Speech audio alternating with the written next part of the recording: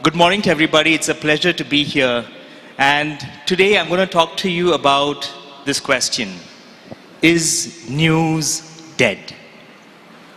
So the Reuters Institute in the University of Oxford recently came up with a study which said that the majority of youth today intentionally avoid the news. And that is troubling. That is troubling because without access to information that is relevant, that is useful, you and I will not be able to make the most important decisions that are required for us to have a peaceful society and for us to have fulfilling lives. But is it all gloom and doom? I beg to differ. So let me start by telling you a little bit about news in my own life. So the very first time I was in the news was as a 13-year-old when I scored 26 runs playing cricket for my school. Now in those days, if you score above 20 runs, you get something called a newspaper score, right? So all of us, because they were short matches, right? 30 overs, 15 overs, we didn't care. It wasn't possible. This was before T20 and all of that, so we were taught to play straight bat, Gavaskar style, cricket. And so 20 was like a century, right? 50 was a double century. So everybody played for a paper score, right? So my first paper score was the most memorable time for me, and it really spurred me on just to see your name in the newspaper. And honestly, it's in the end, nobody reads that other than you and your parents, right? Because it's buried there somewhere, cricket tournament scores under 12, under 13, and your name there is somewhere, and they usually get my name, Timothy Franklyn, wrong. So only I know it is me. Most people have no idea who this is. And I had a series, so all of us would just work for paper scores. And eventually, my mother, and recently in my office I put this up, there were about 40 newspaper clippings I had of my paper scores playing cricket for my school. Now that is great. That made the news. But I'll tell you what did not make the news. What did not make the news was that I was the top scorer, opening batsman, playing under 16 in Karnataka for that year in the official KSCA organized tournament called the B.T. Ramaya Trophy. I was the top scorer. But during the selections, I was not even selected in the first round. Usually the top scorer by default gets into the state team. And that was the time when we had 7 players in Karnataka playing for the country. Dravid, Srinath, Kumble, Ganesh. And so your aspirations at that time, what was my dream and my aspiration was to play for the country. And you think you are going to be there. But you know what? I didn't. And that for you tells you a little bit about how news is today. You see the headlines, you see things that people believe others should know, and it's a highlights reel. But seldom do you know the real story. The real story was, it hurt me so much that I could not bear to watch a cricket match for another 15 years. Because my life was destined, in my mind, to play cricket. And my whole world shattered and changed. Now, years later, I was in the news because having successfully overcome the dejection of not having made it to the state cricket team, I put my mind and soul and the same rigor, discipline that I would bring to the cricket field to studying law. And I studied and I really worked hard, and I had the opportunity to represent the country in a couple of international conferences and moot courts, so they were called. And again, I was fortunate to be in the news. In the news, Bangalore boy wins this scholarship or represented India in this event. But what people don't know and what was not in the news was that in 2001, having represented the university and the country at a global moot court competition in Vienna, Austria, I had permission to not write the final Bangalore University exams because it clashed with the competition in Austria, Vienna. Now, what somebody didn't tell me is that I'm supposed to pay the exam fees, a technicality. If you don't pay the exam fees, so even if you have exemption from not writing the exams, you have to pay the exam fees. Now, I didn't know this, so I happily went to Vienna. We did very well, came back, and then the next year, my college said, I can't attend class. They said, I'm deregistered from the course. This is in my third year of law.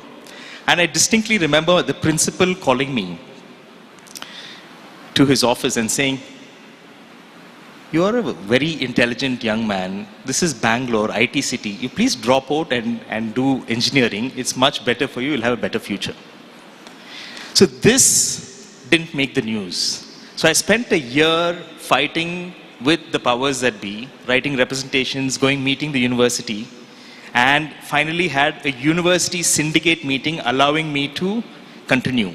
But on condition that I do 2 years, in those years you had no semesters, 2 years worth of exams in one sitting.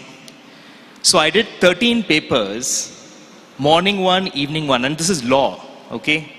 You need to memorize and know by heart, thousands and thousands of pages of laws and case laws. I did it. This didn't make the news. But what made the news was that next year I was one of 3 people who went to the London School of Economics to do my LLM in law. The whole story is very different. For all of you here who are achievers, including my fellow speakers, you know the struggles that you've gone through. You know the number of people who said, no, you're not good enough, and no, it's not possible. And you know the number of times that you have failed, you have made mistakes. But yet the world only sees the headlines. And it's so important for each of us to understand that the whole story is far beyond the headlines. So moving on, I became a corporate lawyer. So I was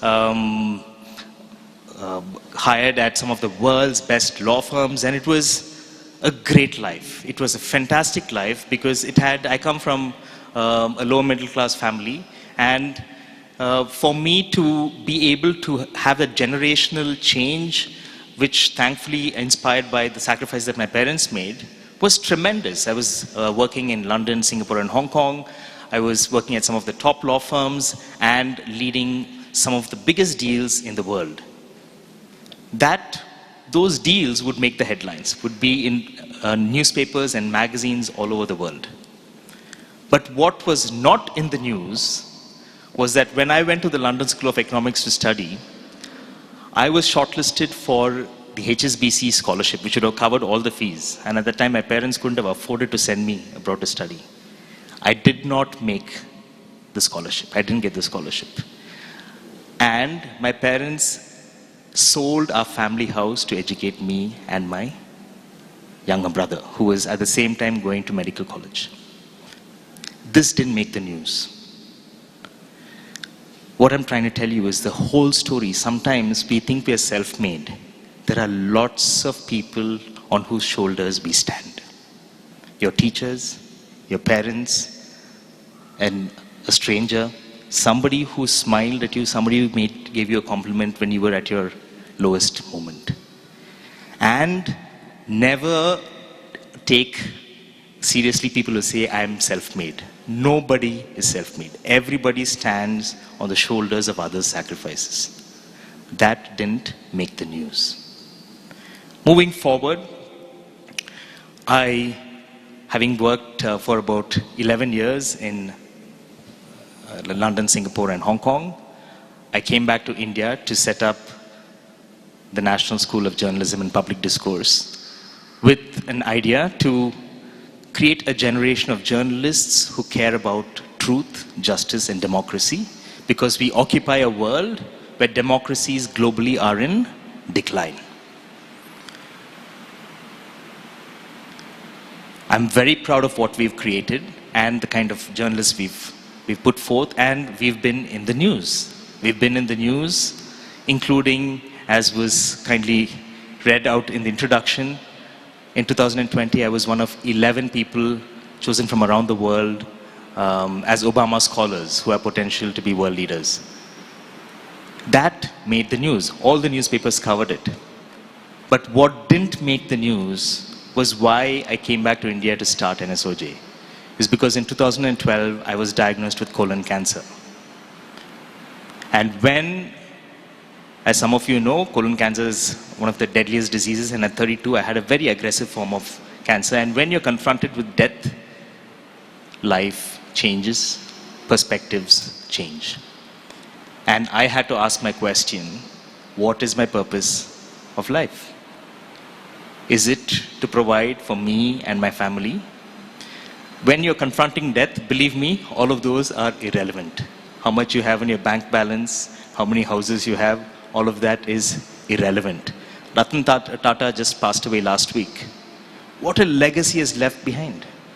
I have never witnessed in my 44 years so much love for a businessman. The impact he has had. And that really is what each of our lives is about. What impact can we have for others?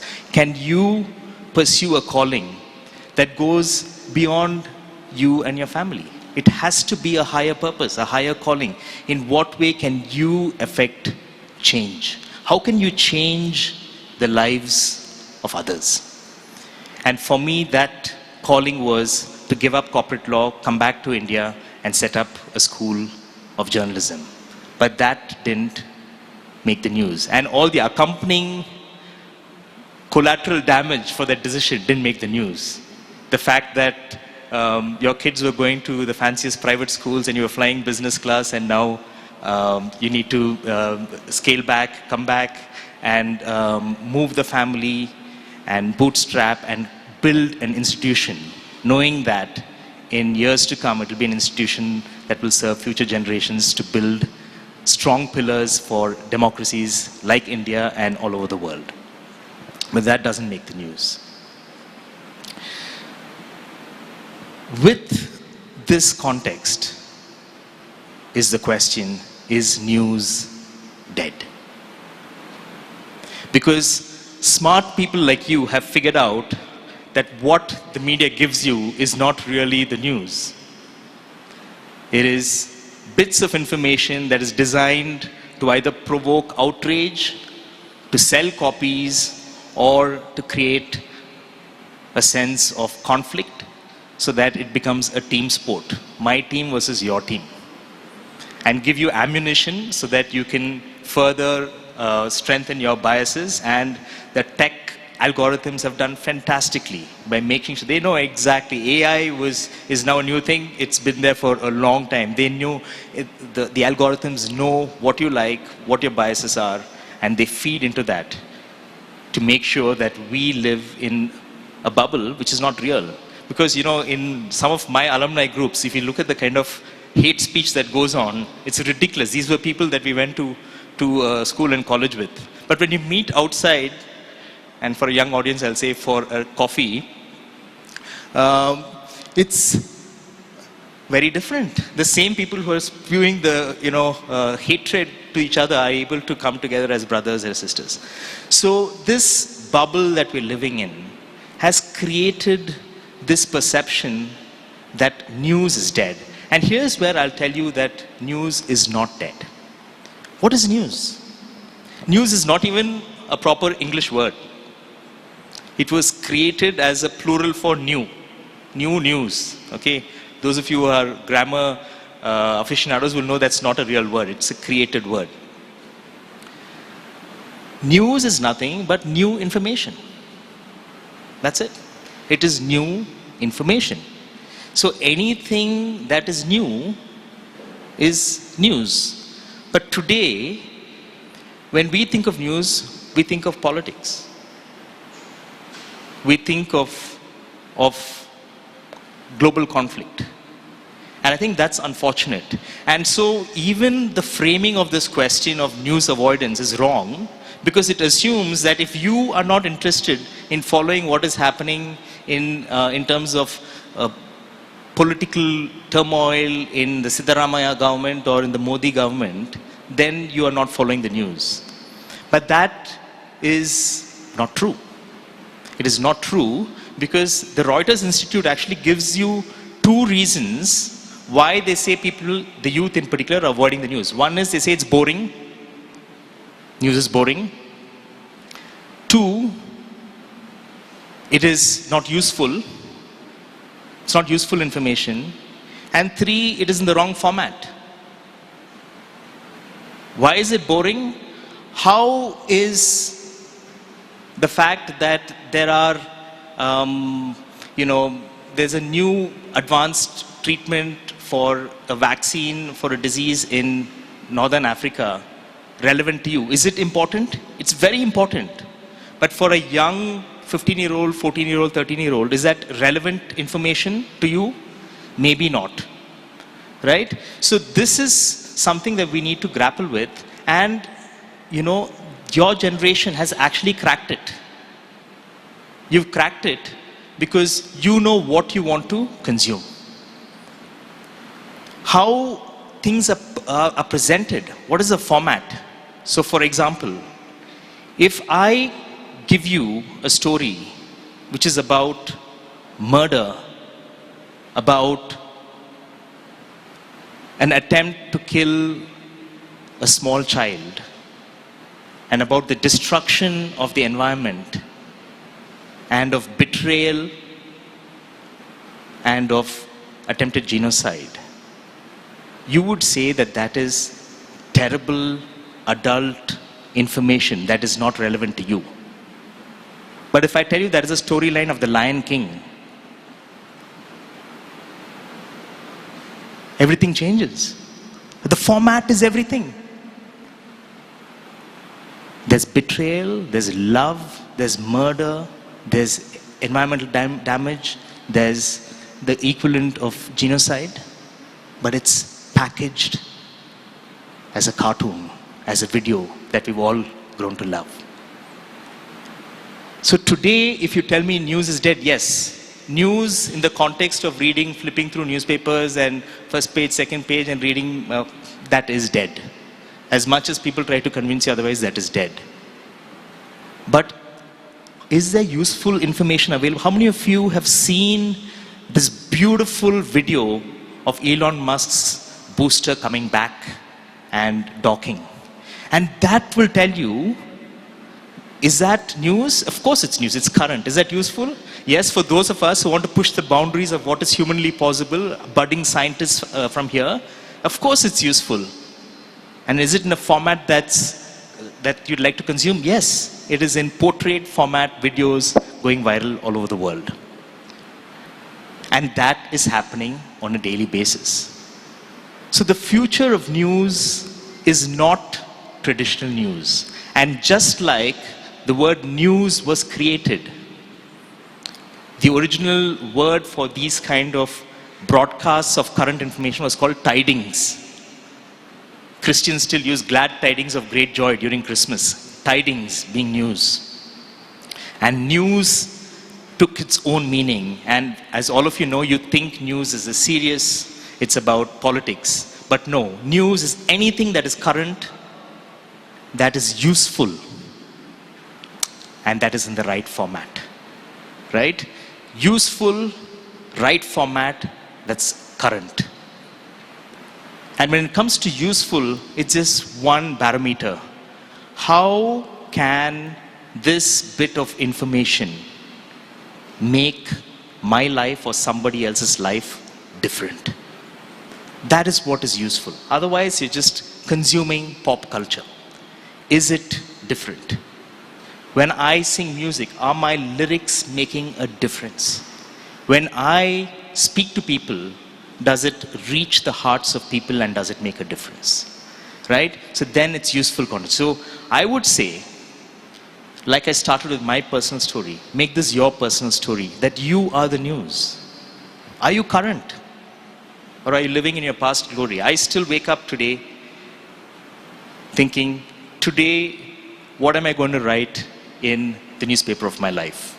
Am I going to think back of what happened when I was in the paper cuttings, clippings 20 years ago? Actually, I'm older, 30 years ago. Or am I going to write new stories today? The world may or may not know the backstories, the context, and that's for my friends and my family to know.